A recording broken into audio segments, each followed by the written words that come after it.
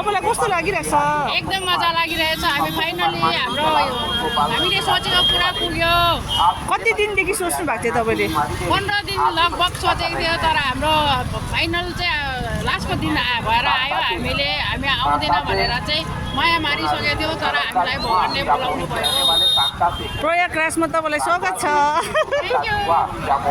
भाइ तपाईलाई कस्तो लागिरहेछ?